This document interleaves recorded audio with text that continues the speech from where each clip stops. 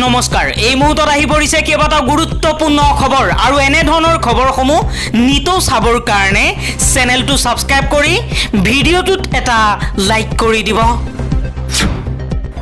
এই মুহূৰ্তত জনাই আছো এটা ব্ৰেকিং নিউজ ভাৰতবৰ্ষত ইছলাম ধৰ্ম আছে আৰু ভৱিষ্যতেও থাকিব হিন্দু আৰু মুছলমান এক হৈ থাকিবই লাগিব এই মন্তব্য কৰিছে আৰএছএছ প্ৰধান মোহন ভাগৱতে লগতে কৈছে কিছুমান দুষ্ট চক্ৰই হিন্দু মুছলমানৰ মাজত বিভাজনৰ সৃষ্টি কৰিবলৈ চেষ্টা কৰিব কিন্তু আমি হিন্দু মুছলমানে একত্ৰিত হৈ থাকিব লাগিব পৰৱৰ্তী খবৰ যিখন ৰাজ্যত প্ৰজাই দিন ৰাতি তিৰপালৰ তলত থাকি সময় কটাইছে সেইখন ৰাজ্যৰ মুখ্যমন্ত্ৰী হিমন্ত বিশ্ব শৰ্মাই শ্ৰেষ্ঠ পাৰদৰ্শী মুখ্যমন্ত্ৰীৰ তালিকাত স্থান দখল কৰিবলৈ সক্ষম হৈছে দেশৰ ভিতৰতে শীৰ্ষত জিলিকিছে মুখ্যমন্ত্ৰী হিমন্ত বিশ্ব শৰ্মা মুখ্যমন্ত্ৰী হিমন্ত বিশ্ব শৰ্মাৰ এইখন ৰাজ্যতেই শ মানুহ উচ্ছেদিত লোকসকলে তিৰপালৰ তলত জীৱন কটাবলগীয়া হৈছে যোগী আদিত্যনাথ মমতা বেনাৰ্জী পুষ্কৰ সিং ধামী সকলোকে পিছফেলাই দেশৰ ভিতৰতে শ্ৰেষ্ঠ পাৰদৰ্শী মুখ্যমন্ত্ৰী তালিকাৰ শীৰ্ষত অসমৰ মুখ্যমন্ত্ৰী শৰ্মা ইণ্ডিয়া টুডেৰ মুড অফ দ্য নেশ্যন সমীক্ষাত এই স্থান লাভ কৰিছে আন এটা খবৰ অমিত শ্বাহ অসমলৈ আহিছে কিন্তু তেওঁ বানপানী দেখা নাই 2021 চনত ভাৰতৰ বৰ্তমানৰ কেন্দ্ৰীয় গৃহমন্ত্ৰী অমিত শ্বাহ ডাঙৰীয়াই অসমলৈ আহি প্ৰতিশ্ৰুতি দিছিল 5 বছৰৰ ভিতৰত অসম সম্পূৰ্ণৰূপে বানমুক্ত হ'ব 2 বানেৰে ভৰা পানী ডাঙৰ পুখুৰীত সংৰক্ষণ কৰি পৰ্যটন কেন্দ্ৰলৈ পৰিণত কৰা হ'ব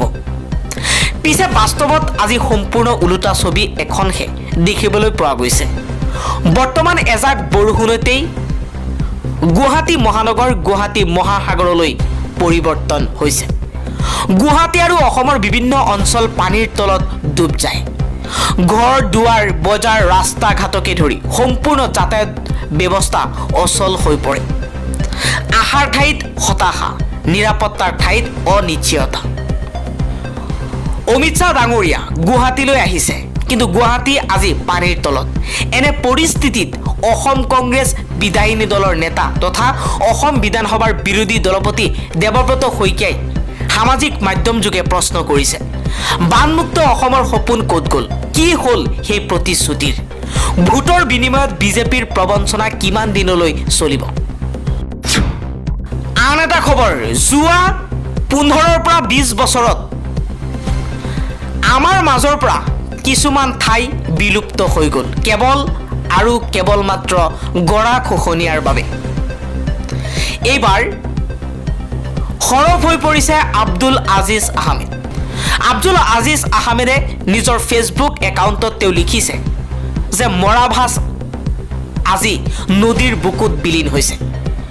বালাজান সম্পূৰ্ণৰূপে নদীৰ মাজত হেৰাই গৈছে বাগবৰ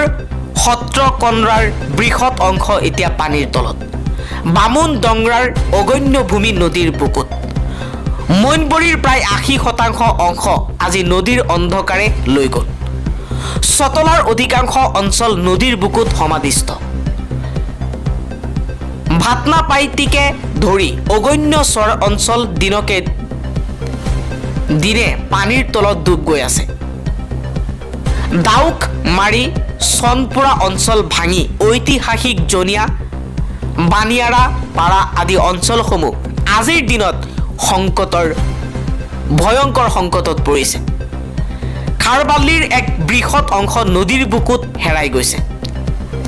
নদী ভাঙনিৰ ফলত বৰপেটা জিলাৰ অন্যতম জনপ্ৰিয় তথা বুদ্ধিজীৱীসকলৰ বাসস্থান ৰূপে পৰিচিত কলগাছিয়া আৰু কৰাৰকুৰ দলংখনৰ অৱস্থাও দৈনিক দুৰৱস্থালৈ পৰিণত হৈছে কাদং গোবিন্দপুৰ ৰসুলপুৰতো সেই একে অৱস্থা মছজিদ ভিটা সেউৰাচৰা সোণাৰীবাৰী আদি অঞ্চলৰ অগণ্য ভূমি নদীৰ তলত যা গৈছে কাৰ অৱহেলাৰ বাবে ৰাইজে ইমান দুৰ্ভোগ ভুগিছে আৰু কিমান এনেদৰে ভুগিব লাগিব বিজ্ঞানসন্মতভাৱে এই সমস্যাবোৰৰ সমাধান কৰিব নোৱাৰিনে প্ৰশ্ন কৰিছে আব্দুল আজিজ আহমেদে চৰকাৰ আহিছে চৰকাৰ গৈছে প্ৰতিশ্ৰুতি দিছে প্ৰতিশ্ৰুতি গৈছে কিন্তু আজিলৈকে গৰাখহনীয়া আৰু অসমৰ প্ৰধান সমস্যা বানপানীৰ সমস্যা সমাধান নহল যাৰ বাবে প্ৰতি বছৰে লাখ লাখ মানুহ বানাক্ৰান্ত হয় শ শ মানুহ গৃহহীন হয় আন এটা খবৰ 28 কোটি 95 লাখ টকাৰ কৰ ফাঁকিৰ গোচৰত গ্ৰেপ্তাৰ হোৱা ব্যৱসায়ীৰ জামিন বিচাৰি ওকালতি কৰিলে অসমৰ মহাধিবক্তা দেৱজিৎ শইকীয়া সামগ্ৰী আৰু সেৱাকৰ ফাঁকিৰ অভিযুক্তক গ্ৰেপ্তাৰ হোৱা অভিযুক্তৰ হৈ ওকালতিত নামিল অসম চৰকাৰৰ মহাধিবক্তা দেৱজিৎ লন শইকীয়া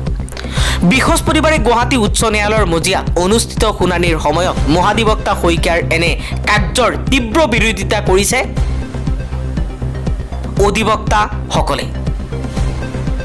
ৰাজ্য চৰকাৰৰ মহাধিবক্তা হোৱাৰ পাছতো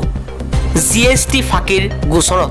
গ্ৰেপ্তাৰ হোৱা অভিযুক্তৰ জামিন বিচাৰি শইকীয়াই কেনেকৈ যুক্তি প্ৰদৰ্শন কৰিছে বুলি প্ৰশ্ন কৰিছে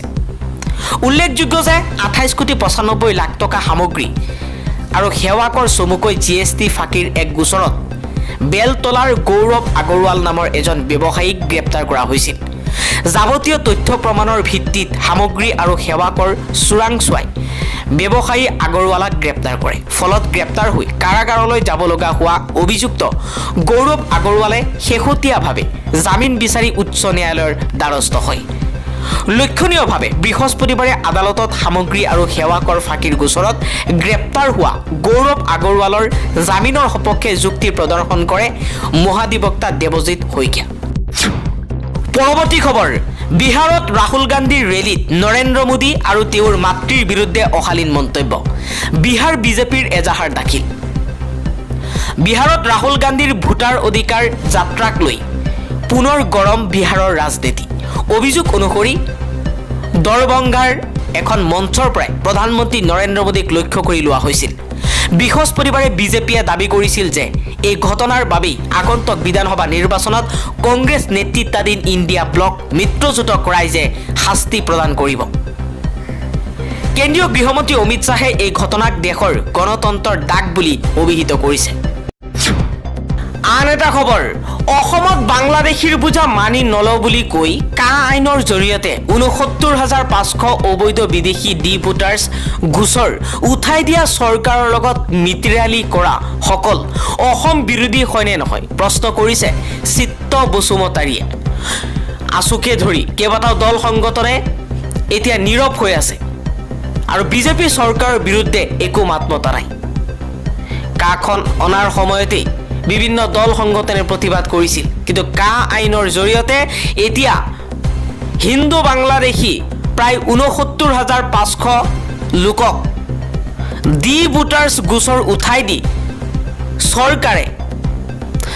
অসমৰ ভাৰতৰ নাগৰিকত্ব দিবলৈ চেষ্টা চলাইছে আৰু যিসকল দল সংগঠনে যিবোৰ নেতাই অসম চৰকাৰৰ লগত মিতিৰালি কৰিছে তেওঁলোক অসম বিৰোধী হয়নে নহয় প্ৰশ্ন চিত্ত বসুমতাৰীৰ